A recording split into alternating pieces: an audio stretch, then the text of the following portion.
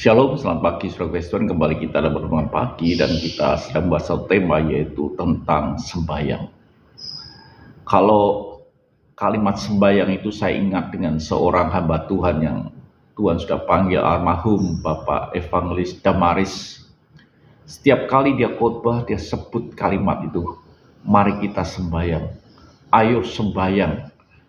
Berulang kali, bahkan kalau kita pernah saya pergi bersama ke Solo dengan beliau, dia selalu sebut, ayo podo sembahyang. Saudara kasih Tuhan, sembahyang itu bukan sesuatu yang gampang.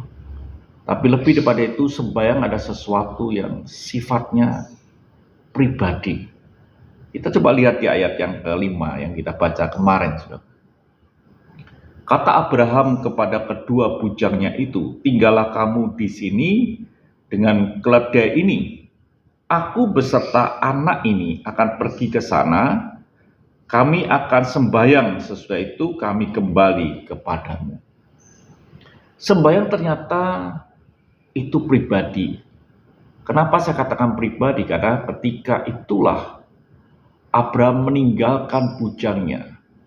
Kedua bujangnya di sebuah tempat, dan Abraham beserta Ishak meneruskan perjalanannya.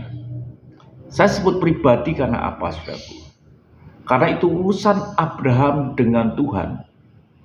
Kenapa Ishak ikut? Ishak hanya sebagai korban yang kelak akan menjadi korban, rencananya seperti itu yang Tuhan tuntut. Jadi berdoa, sembahyang adalah sesuatu yang pribadi dengan Tuhan. Secara khusus kita tuh berjumpa dengan Tuhan secara pribadi. Tidak boleh ada yang mengganggu, tidak boleh ada yang mempengaruhi dan lain sebagainya. Urusannya adalah Abraham dengan Tuhan. Itu juga dengan kehidupan saudara dan saya. Ketika saudara sembahyang menghadap Tuhan yang maha tinggi, itu urusan saudara dengan Tuhan, dan tidak boleh ada pihak-pihak lain yang mempengaruhi.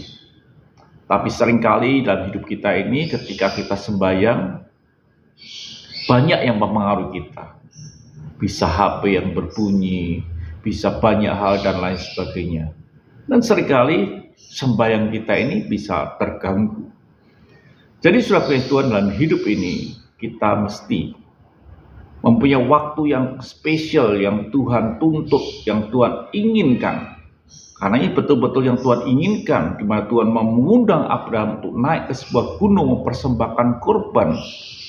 Perjumpaan Abraham dengan Tuhan inilah yang disebut dengan sembahyang. Perjumpaan dengan Tuhan secara pribadi. Biarlah hidup kita ini punya waktu pribadi dengan Tuhan yang orang lain tidak bisa mengganggu.